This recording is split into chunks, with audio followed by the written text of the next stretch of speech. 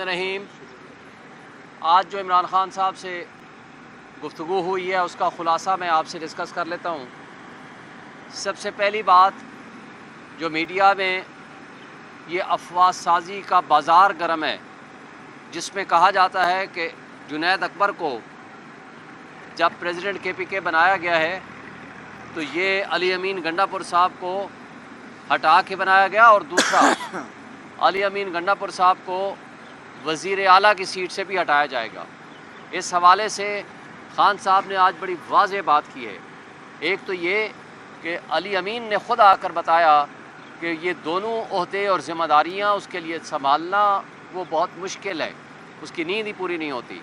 तो उस हवाले से उनकी कंसेंट से और उसकी कंसल्टेशन से लिहाजा सदारत का जो ओहदा था वो जुनैद अकबर को दिया गया, और अली अमीन गंडापुर को वज़ारत आला से हटाने का कोई कॉन्सेप्ट या कोई आइडिया इस वक्त खान साहब के जहन में नहीं है किसी हवाले से।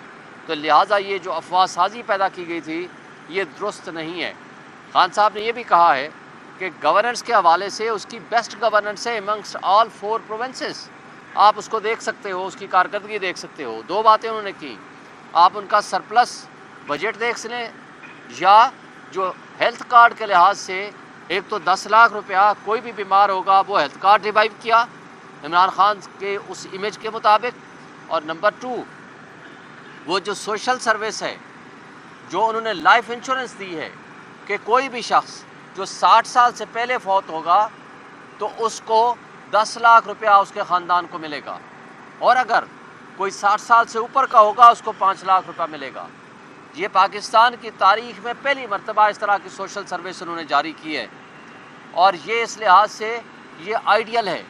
और साथ दूसरी बात उन्होंने कही कि मैंने वार्न की है कि अली अमीन गंडापुर साहब को कि PTI की गवर्नेंस इतनी आला होनी चाहिए कि वहाँ करप्शन का शायबा ही नहीं होना चाहिए। चूँकि पाकिस्तान में जो इस तरह के कठपुतली बैठे हुए हैं, आपको पता है जिस तरह का करप्शन का इन्होंने माहौल गर्म कर रखा है, तो लिहाजा निचली सतह तक भी करप्शन आती है, तो लिहाजा उसको कंट्रोल करना चाहिए।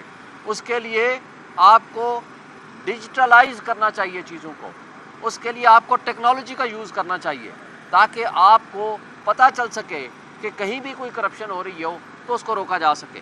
तो लिहाजा ये एक बात जो खान साहब ने की है और बहुत अहम है।